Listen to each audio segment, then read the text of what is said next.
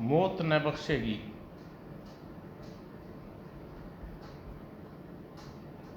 ये कौन चित्र है दोस्तों।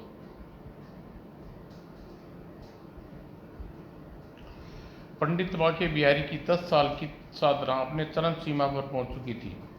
एक पहाड़ी की गुफा में रहकर उसने तंत्र मंत्र सिद्धि हासिल की थी और अब वह काल भैरव को प्रसन्न करने के लिए उसके सामने कुंड में रखी खोपड़ी को अपना खून पिलाना शुरू कर दिया। चक चक चक चक चक। पंडित बांके बिहारी के होठ रह रहकर बुदबुदा उठे। जागो, दर्शन दो प्रभु। अचानक खोपड़ी धीरे धीरे कुंड के ऊपर उठने लगी। चक चक चक चक चक। फिर कुछ ऊंचाई पर पहुंचकर खोपड़ी हवा में स्थिर हो गई और सब की बाकी पुकार उठली। और दो, और दे। तू जितना लहू मांगेगा दूंगा, पर आज तुझे मेरे प्रकट होना पड़ेगा। अगर तूने मेरी इच्छा पूरी न की तो तेरा यह भगत अपनी जान दे देगा। भैक।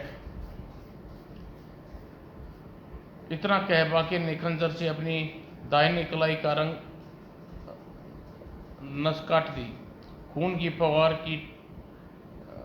फवारे की तरह बहता हुआ कुंड में टपकने लगा। हवा में टंगी खोपड़ी कुंड में खून पीने लगी। चप चप चप चप चप चप। अचानक खोपड़ी के गिर चमक उभरी और देखते ही देखते कुंड से अग्नि की लपटें उठने लगी और बाकी की कलाई स्वयं ही खून की धार निकलनी बंद हो गई। और थोड़ी देर बाद आग की उठती लपटों के बीच एक भयानक आकृति प्रकट हुई। भगत बांके, तेरी जीत हुई। हम तेरी भक्ति से प्रसन्न हुए। बोल, तुझे क्या चाहिए? हम तुझे मुंह मांगा वरदान देंगे। मुझे ऐसा वरदान दीजिए प्रभु जो मैं कभी न मारा जाऊं। जिंदगी और मौत तो मेरे हाथ में नहीं है बांके। मैंने यह कब कहा है प्रभु? अमर होना चाहता हूँ। मैं तो सिर्फ यह चाहता हूँ कि मैं मारा ना जाऊँ। मानव शरीर नश्वर है। जो जन्म लेता है वह अवश्य मरता है।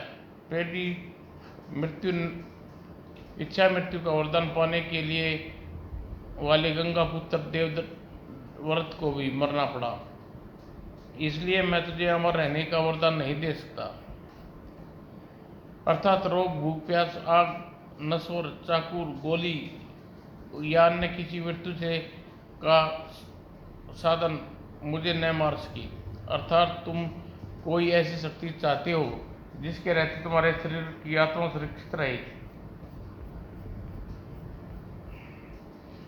हाँ प्रभु, आप मेरी यह इच्छा पूरी पर कर सकते हैं। अवश्य, परंतु भगत यह मत भूलो कि मौत किसी को नहीं बख्शेगी। जब अंतिम समय आएगा वह तेरी आत्मा को तेरे जिस्म से निकाल ले जाएगी। अपना अपना वचन पूरा करें। बाकी बातें मैं स्वयं निपट लूँगा। ठीक है, अगर तेरी यही इच्छा है तो हमें तुम अपना वचन पूरा करेंगे। फिर प्रकाश की किरणें में लुप्त होते हुए बाकी अपने पैरों के पास एक साधारण किस्म की मुर्गावी जूते पड़े नजर आए। वह संकित स्वर में बोला, यह साधारण किस्म के जूते लेकर मैं क्या करूँगा प्रभु? यह साधारण दिखने वाले जूते के अंदर असाधारण शक्ति समेटे हुए है भगत। जब तक ये जूते तेरे पास रहेंगे तुझे कोई नहीं मार सकेगा। मरते ही तुझे अपना शरीर तुरंत इस अवस्था में प्राप्त हो जाएगा कि 1 मिनट में तू किसी को नजर नहीं आएगा। और मेरा मृत शरीर का पहला शरीर 24 घंटे के अंदर अंदर कभी भी ऐसे अवसर पर जब कोई मानव निकट होगा तेरा मृत शरीर स्वयं लुप्त हो जाएगा। अर्थात हर बार तुझे नया शरीर नए जूते के साथ वापस मिलता रहेगा। हाँ, किंतु ध्यान रहे भगत, ऐसा तभी तक होएगा जब तक ये जूते तुम्हारे पैरों में रहेंगे। तुम्हारे अलावा अगर किसी ने मानव ने ये जूते पहने तो जूते की शक्ति समाप्त हो जाएगी। समझ गया प्रभु, समझ गया। मुझे इन जूतों को अपने पैरों से कभी नहीं अलग करूँगा।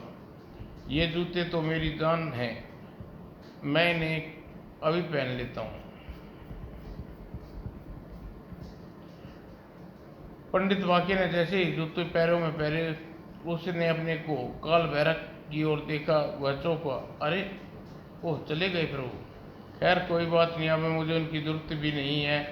मैं मौत को जीत चुका हूँ। हाँ, मौत मेरा कुछ नहीं बिगाड़ सकती। न ही तो मेरा शरीर विकसित होगा, न कभी मेरा जूता नष्ट होगा। हर बार नए शरीर के साथ नए जूते भी नए हो जाएंगे। अब मैं अपने दुश्मनों से बदला लूंगा, उन्हें बराबर बर्बाद कर दूंगा। इसी दिन का मुझे इंतजार था। 10 साल की कड़ी तपस्या के बाद यह मौका अपने हाथ में आया है। मैं अपने पिता की मौत का भूला नहीं हूँ। ठाकुर कहर सिंह ने चोरी के इल्जाम में फंसाया था।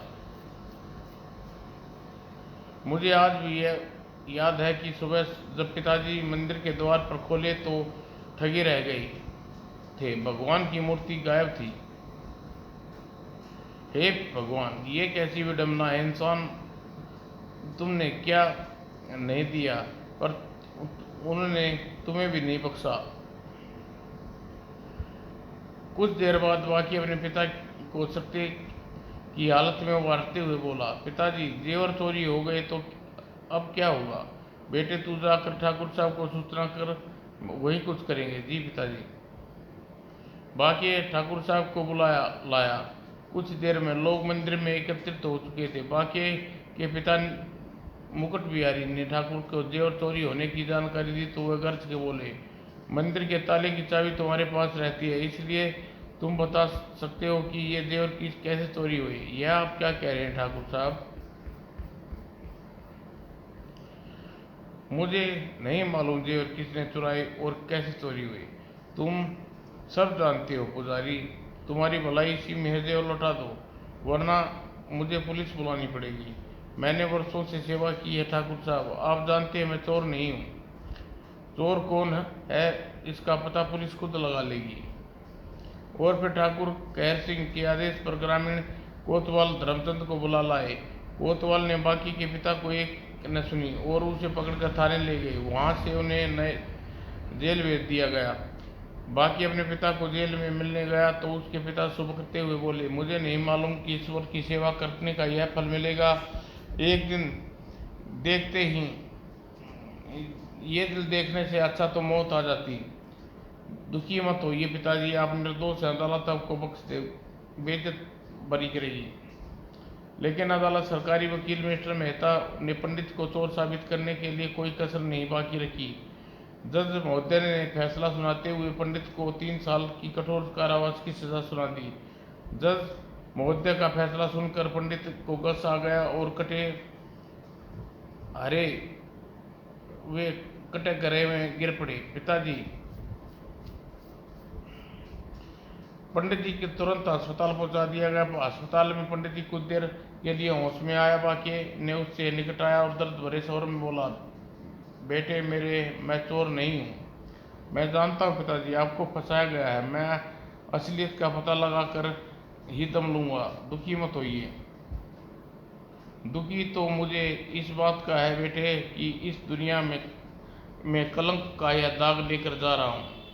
परंतु बेटे वचन दो कि तुम असली मुजरिमों को पता लगा कर उन्हें सजा दोगे, उन्हें कभी माफ नहीं करोगे। पिताजी मैं वचन देता हूँ, मैं उन्हें सजा दूंगा। आपको बेगुनाह साबित करने के लिए मुझे ईश्वर से भी टकराना पड़ा तो मैं टकरा जाऊंगा। बाकी की बात पूरी होनी थी कि पंडित जी ने की गर्दन एक तरफ लुढ़क गई है। एहसास होते ही उसने अपने पिता का देहांत हो गया। बाकी फूट फूट कर रो पड़ा और पिता की क्रियाक्रम करने के बाद बाकी गांव वापस लौटा आया। कुछ दिन अचानक एक दिन उसने सरकारी वकील को मिस्टर मेहता के ठाकुर कहर सिंह के हवेली में की ओर जाते देखा। उसे शक हुआ कि मिस्टर मेहता का पीछा करते हुए वह हवेली में पहुंचा और छिपकर ठाकुर और मेहता की बातें सुनने लगा। उपचित्रता निभाने के बाद ठाकुर बोला, कहिए वकील साहब कैसे आना हुआ। सर आप भूल गए, अपना वादा भूल गए हैं। कैसा वादा। ओ तो आप यह भूल गए कि आपने मुझे 10,000 रुपये देने का वादा किया था। 10,000? लेकिन इतनी रकम भला मैं आपको क्यों दूं। क्योंकि आपके कहने पर मैंने सफाई के वकील को अपने साथ मिला लिया और निर्दोष पंडित को चोरी के इल्जाम में सजा दिला दी। अपराधी को सजा दिलाने के लिए सरकार आपको तनख्वाह देती है वकील साहब। वो तो ठीक है, मैं इस केस की फाइल दोबारा खुलवा देता हूँ। फाइल खुलने से क्या हो फर्क पड़ेगा पंडित, बेचारा तो मर चुका है, उसे तुम्हारा कानून दोबारा जिंदा कर देगा? नहीं, हाँ हाँ, हंसो मत ठाकुर। यह ठीक है कि पंडित मर चुका है, लेकिन तुम जिंदा हो, चोरी तुमने की थी, अतः चोरी के जुर्म साबित होते ही तुम्हें जेल की चक्की पीसते नजर आओगे। मिस्टर मेहता की धमकी सुनकर ठाकुर कहर सिंह ढीला पड़ गया। वह तुरंत ही अपना रवैया बदलते हुए बोला, वकील साहब आप तो नाराज हो गए, मैं तो मजाक कर रहा था। बड़ा भद्दा मजाक करते हैं आप। वह ठाकुर साहब कहर सिंह के हंसते हुए उठा और तिजोरी के 10,000 की गड्डी निकाल कर मिस्टर मेहता के सामने फेंकता हुआ बोला, लीजिए, अपना वादा पूरा किया, आप अपनी जुबान बंद रखिएगा। Of course. और ठाकुर कहर सिंह मिस्टर मेहता का वार्तालाप सुनने के बाद वाकई अपने आप पर नियंत्रण न रख सका और कक्ष में दाखिल होते हुए चिल्लाया, ठाकुर तुम चोर हो, तुमने इस वकील के साथ मिलकर मेरे निर्दोष पिता की हत्या की। मैं तुम्हें नहीं छोड़ूंगा, कभी नहीं। छोड़ दे मुझे हरामजादे। यह कमबख्त यहाँ कैसे पहुंच गया? ओह, तेरी यह जरूरत तड़ा कोई है शंभू बिल्ले। तुरंत ही कद्दावर लठे कक्ष में पहुंच गए। हुक्म मालिक, इस हरामजादे को पंडित को खत्म कर दो। दूसरे ही पल बाके पिल पड़ी, लाठियां मार कर बाके को बेदम कर दिया। ले जाओ इसे और नदी में फेंकाओ। जो हुक्म मालिक। लठैत बाके को तुरंत उठाकर पहाड़ी पर ले गए और बहती नदी में फेंक दिया। बाकी को जब होश आया तो वह एक गुफा में था। मैं कहाँ हूँ? तुम हमारे शरण में हो बस। हमने तुम्हें घायल हालत में नदी के तट पर मूर्छित अवस्था में पड़े पाया। 3 दिन बाद तुम्हें होश आया। ओह, भैरव बाबा की कृपा से तुम बच गई। बाकी ने दोबारा बाबा के चरणों में गिर पड़ा। बाबा, मुझे नए जीवन दिया है, मुझे अपना शिष्य बना लीजिए, हम तुम्हें निराश नहीं करेंगे, बस उठो। फिर उस जटाधारी बाबा ने बाकी को अपना शिष्य बना लिया। तत्पश्चात बाकी तंत्र मंत्र इत्यादि की शिक्षा दी और मरते वक्त अपना चोगा बाकी को सौंपते हुए बोला, अपना तपोबल तुम्हारे सुपुर्द कर रहा हूँ, यह शरीर त्याग रहा हूँ। वत्स, मुझे पूरा विश्वास है एक दिन तुम सिद्धि हासिल करोगे। मुझे आशीर्वाद दीजिए गुरु जी। बाबा बाकी को आशीर्वाद देने के बाद शरीर त्याग दिया। आज 10 साल बाद गुरुदेव को आशीर्वाद से मेरी मुराद पूरी हो गई। अब देखता हूँ ठाकुर कहर सिंह मेरी क्या बिगाड़ सकता है। उसी दिन बाकी रतनपुर गांव की ओर चल पड़ा। 2 दिन और 2 रातें चलते के बाद रतनपुर के पास प्राचीन मंदिर के द्वार पर जा पहुंचा, जिसे कभी पिता पुजारी थे। एक युवा पुजारी पूजा कर रहा था। बाकी ने देखकर वह आदर भरे स्वर में बोला, महाराज, भगवान का प्रसाद ग्रहण कीजिए। नहीं, पहले यह बताओ कि तुम्हारे भगवान को नकली जेवर किसने पहनाए? नकली? पुजारी चौंका और शांत स्वर में बोला, आप तो महाज्ञानी बाबा, आपसे क्या छिपाना। मंदिर में असली जेवर चोरी होने के बाद ठाकुर साहब ने मेहरबानी करके जेवर शहर से मंगवा कर भगवान को पहना दिए और मुझे इस मंदिर का पुजारी नियुक्त कर दिया। तो क्या तुम भी यही समझते हो कि भगवान के जेवर पंडित मुकुट बिहारी ने चोरी किए थे? मैं क्या, सारा गांव यही कहता है। झूठ झूठ कहता है सारा गांव। पंडित मुकुट बिहारी निर्दोष था। भगवान के जेवर ठाकुर ने चोरी किए हैं। यह आप क्या कह रहे हैं महाराज? ठाकुर और चोर? हाँ, ठाकुर ही चोर है। मैं जेवर की मूर्ति और शरीर पर वापस पहुंचाने के लिए यहाँ आया हूँ। आप ठाकुर साहब पर उंगली उठाकर अपने पैरों पर कुल्हाड़ी मत मारिए। महाराज, ठाकुर की लठैत आपको जिंदा नहीं छोड़ेंगे। ठाकुर के आदमी मेरा कुछ नहीं बिगाड़ सकते, मैं अमर हूँ। तुम्हें विश्वास नहीं हो रहा न पुजारी?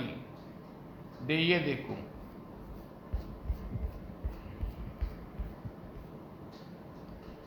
नहीं, दूसरे ही पल ठाकुर पल पुजारी बाके की लाश पड़ी थी। यह आपने क्या मूर्खता कर डाली महाराज, स्वयं अपनी ही जान ले ली।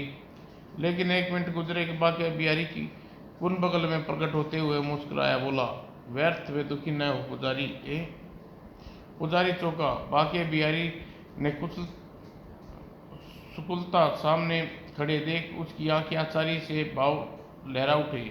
आप मैं जीवित हूँ पुजारी, लेकिन यह लाश यह मेरी है। हे भगवान, कहीं मैं कोई सपना तो नहीं देख रहा। यह सपना नहीं, सच्चाई है, मेरी 10 वर्षों की तपस्या का फल है। तो क्या आप सचमुच अमर है महाराज? हाँ, यह चमत्कारी जूते मेरे पैरों में कोई नहीं मार सकता। अब व्यर्थ समय बर्बाद मत करो, मैं बहुत थका हूँ, कुछ देर विश्राम करना चाहता हूँ। आप मेरे साथ चलिए महाराज, वहाँ आपको कोई कष्ट नहीं होगा, चलो। लेकिन यह लाश कोई देखेगा तो मुझे आपका कातिल समझेगा। घबराओ नहीं, हमारे जाते ही यह लाश मृत शरीर स्वयं ओझल हो जाएगा।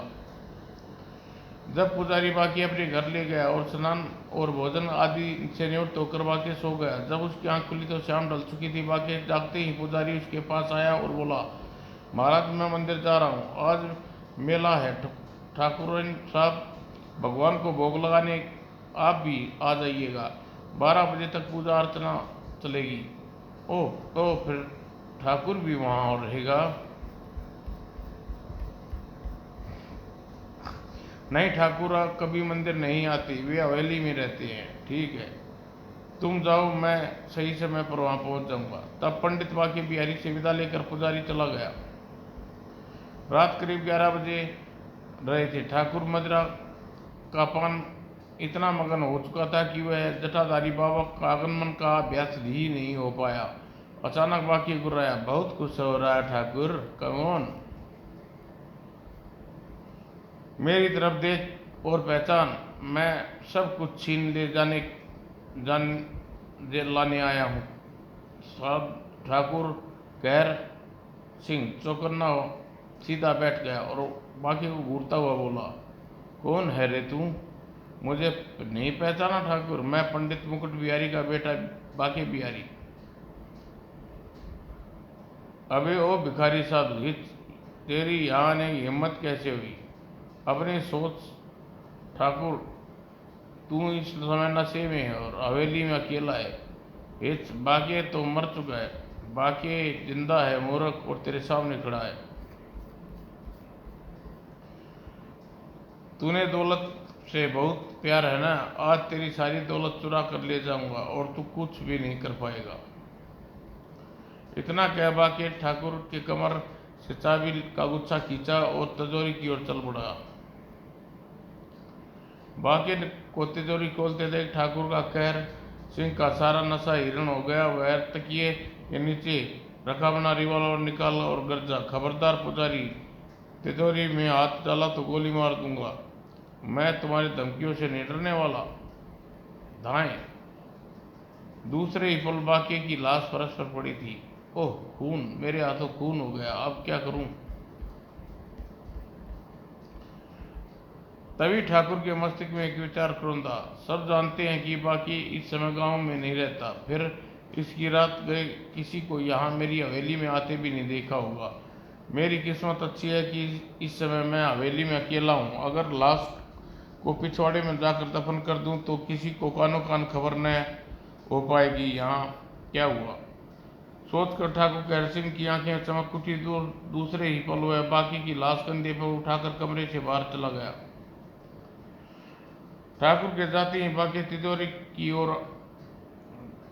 तिजोरी की आड़ में मुस्कुराता हुआ निकला और खुली तिजोरी से सारा माल समेटकर एक चादर में बांधने के बाद कंधे पर लादा और सासा ही बुदबुदा उठा। जब ठाकुर लौट कर अपनी तिजोरी खोली देखेगा तो उसके पैरों तले से धरती खिसक जाएगी। उस सपने में भी नहीं सोच पाएगा कि उसकी लाश दफनाने गया तो उसका सारा माल ले उड़ा। वह मजा आ गया ठाकुर, अब तू न तो शक कर सकेगा और न ही मेरे खिलाफ कोई बयान दे सकेगा। उधर मंदिर का पुजारी गोरखनाथ ने मंदिर के द्वार बंद किया और अपने घर की ओर चल दिया। अपने घर में कदम रखते ही वह चौंका। सामने बाकी की चरपाई पे बैठा था।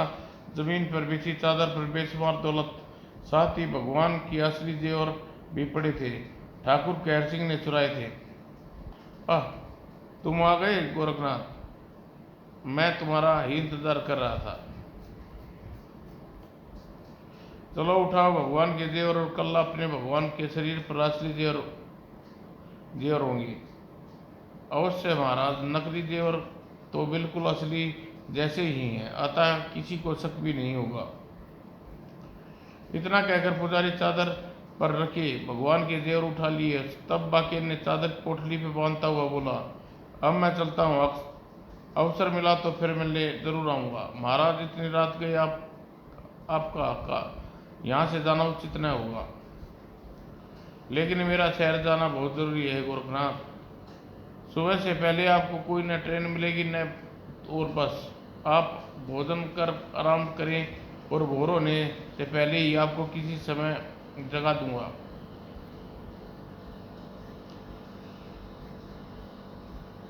बाकी बिहारी पुजारी गोरखनाथ को जोर देने पर रात को वहीं ठहरने पर राजी हो गया। वह भोजन कर सो गया। जब गहरी नींद सो रहा था तो पुजारी गोरखनाथ ने बड़ी सफाई से उसके जूते पैरों से निकाल लिए। यह जूते मेरे, इसे पहनकर मैं अमर हो जाऊंगा। तुम्हें पाने के लिए मैं शहर गया था और तुम जैसे ही जूते खरीद लाया, मगर महाराज की आंख न खुलेगी। शाम को तुम्हारी जगह नकली जूते महाराज के पहना देता हूँ। फिर मन ही मन खुश होता हुआ गोरखनाथ ने जूते घर के कोने में छुपा दिए और उस समय दूसरे जूते लाकर बाकी को पहना दिए। वह बिल्कुल असली जैसे, महाराज को कतई भी शक नहीं हुआ रहा। फिर गोरखनाथ अपनी जगह पर जाकर लेट गया। उत्तेजना और खुशी के कारण वह सो नहीं सका और करवटें बदलता रहा और फिर समय पर बाकी को जगा दिया। बाकी ने गोरखनाथ को आशीर्वाद दिया और अपनी राह चल दिया। शहर पहुंचकर बाकी ने एक होटल पर कमरा किराए पर लिया और वहां टिका रख गया। अब सरकारी वकील मेहता को भी उसके किए का दंड देना है और इस तरह फंसाऊंगा कि वह अपनी सारी वकालत भूल जाएगा। उसी रात मिस्टर मेहता अपने असिस्टेंट रूम में बैठा किसी केस की फाइल का अध्ययन कर रहा था कि अचानक आठ पाकर चौंका। सामने एक जटाधारी बाबा को रूप में खड़े बाकी को पहचान न पाने के कारण वह कड़क कर बोला, कौन हो तुम? वही बाकी बिहारी जिसने अपने पिता को अदालत में चोर के साबित करने के लिए तुमसे और ठाकुर खैर सिंह से 10,000 रुपये लिए थे। तुम पैसे की खातिर कुछ भी कर सकते हो ना? इतना कह बाकी ने चौके की पोटली निकाल मिस्टर मेहता की टेबल पर फेंक दी और बोला, बहुत दौलत इस पोटली में, लेकिन किस लिए? तो यह तुम्हें बहुत जल्द ही मालूम पड़ जाएगा मिस्टर मेहता। और इतना कह के चाकू निकाल लिया। बाकी के हाथ में चाकू देख मेहता बौखला गया। यह क्या करना चाहते तुम? घबराओ नहीं, यह तुम्हारा ही चाकू है। मैंने कार्ट में स्थित तुम्हारे चैम्बर से चुराया था। इस पर तुम्हारी उंगलियों के निशान भी हैं। इसलिए इस चाकू को तुम्हारा कत्ल करूंगा, क्योंकि अगर तुम मर गए तो ठाकुर की तिजोरी का माल चुराने और मेरे कत्ल के जुर्म में तुम्हें कैसे साबित होगा? क्या बकते हो? तुम्हारा दिमाग तो खराब नहीं हो गया?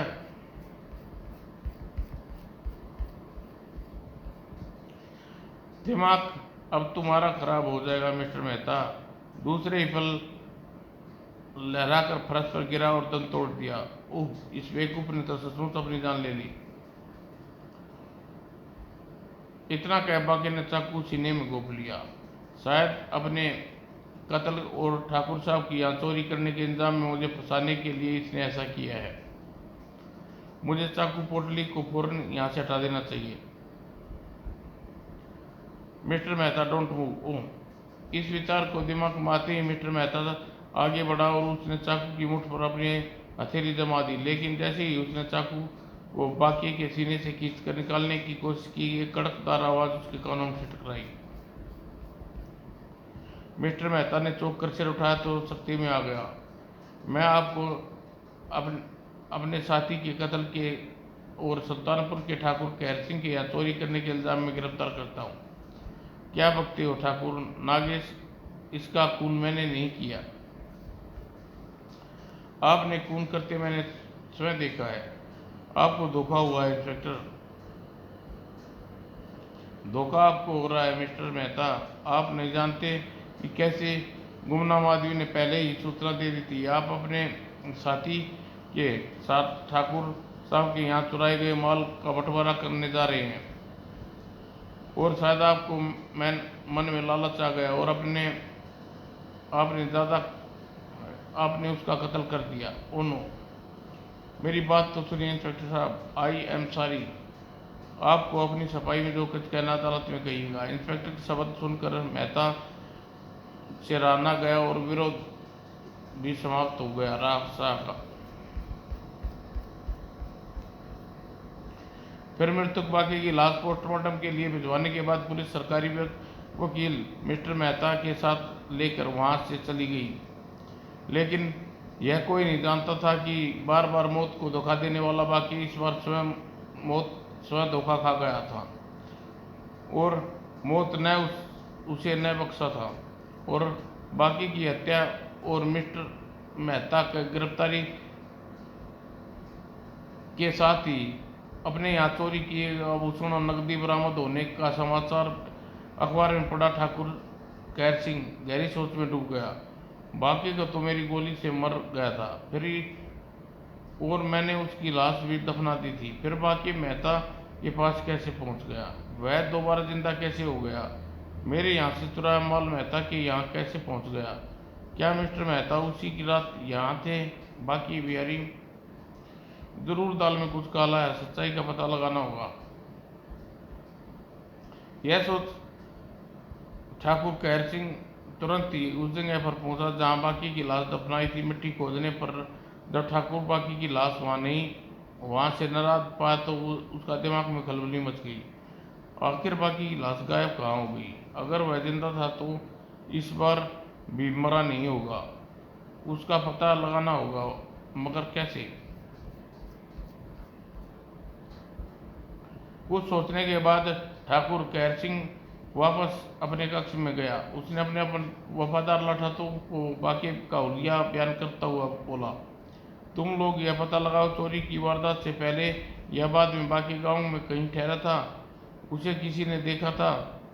जरूर देखा होगा। जो होगा मालिक। तत्पश्चात उसके लठे शंभू और बिल्ला वहां से चले गए। शाम को शंभू और बिल्ला ने आकर ठाकुर को खबर दी। ठाकुर ननकू की गवाले ने बताया है कि एक जटाधारी बाबा मंदिर के पुजारी गोरखनाथ के उसके साथ उसके घर की तरफ जाते देखा था। उस बाबा का हुलिया आप द्वारा बताए गए हुलिये से बिल्कुल मिलता है। पुजारी गोरखनाथ? फिर ठाकुर कहर सिंह ने अपना रिवॉल्वर लेकर दीवार की ओर बढ़ता हुआ बोला, चलो। और ठाकुर कहर सिंह गोरखनाथ को ढूंढता हुआ गोरखनाथ के निवास स्थान पर पहुंचा। उस समय गोरखनाथ घर में ही मौजूद था। ठाकुर के इशारे पर लठेतों ने गोरखनाथ की मुफ्त कस दी और गोरखनाथ घबरा गया। ठाकुर साहब, मैंने क्या अपराध किया है? कमीने, तूने हमारे दुश्मन को अपने घर में शरण दी और पूछता है क्या अपराध किया है? बता। बिहारी, बाकी बिहारी कहाँ है? कौन बाकी बिहारी? वही जटाधारी जिसने हमारे यहाँ चोरी की और सारा माल ले उड़ा। मुझे नहीं मालूम, मुझे कुछ नहीं मालूम साहब। बंद कर अपनी बकवास। फिर ठाकुर शंभू बोला, यह कमीना इतनी आसानी से नहीं बताएगा, इसकी आंखों निकाल लो। जी मालिक।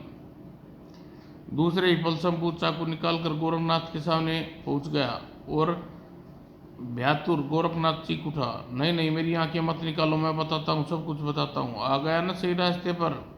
तत्पश्चात गोरखनाथ ने बाकी बिहारी से हुई मुलाकात को लेकर वापस जाने तक सारा विवरण ठाकुर कहर सिंह को बता दिया। गोरखनाथ का बयान सुनने के बाद ठाकुर कहर सिंह की आंखों में चमक उभर आई। तो यह वाक्य को जिंदा बच निकलने का रहस्य है, लेकिन अब वह सचमुच अपने प्राण खो बैठा है, क्योंकि उसके मौत को धोखा देने वाले जूते गोरखनाथ के पास हैं। दूसरे ही पल वह कड़क कर बोला, वह जूते कहाँ हैं?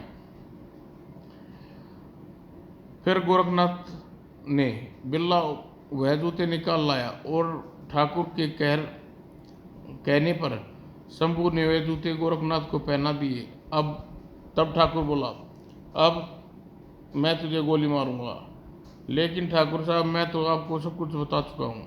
इतना कहकर ठाकुर दोनों लठेतों को हिदायत देता हुआ बोला, तुम लोग बाहर जाओ, निगरानी करो। अगर पुजारी जिंदा होकर भागने की कोशिश करे तो दबोच लेना। अभी पता चल जाएगा तेरी बताई बातों में कितनी सच्चाई है। निश्चिंत रहेगी मालिक, हम इसे ज़्यादा दूर नहीं जाने देंगे। तत्पश्चात शंभू और बिल्ला झोपड़ी के बाहर चले गए। शंभू और बिल्ला के बाहर जाने के बाद कुछ देर बाद ही ठाकुर ने गोली चला दी। धाएं। पुजारी गोरखनाथ चीखता हुआ जमीन पर ढेर हो गया।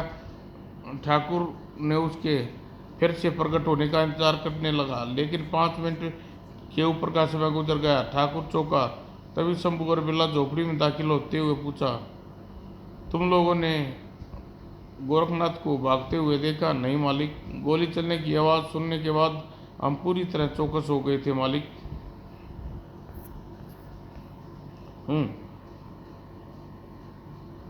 मर गया साला, बेवकूफ बनाने चला था।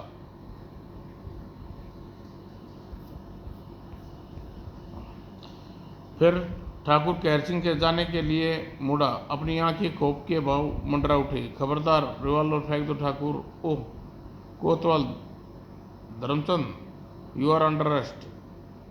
हम मिस्टर मेहता के यहाँ पाए गए चोरी के माल की तफ्तीश करने के लिए आए थे। हमें नहीं मालूम था कि आपके कत्ल के जुर्म में गिरफ्तार करने ले जाना पड़ेगा।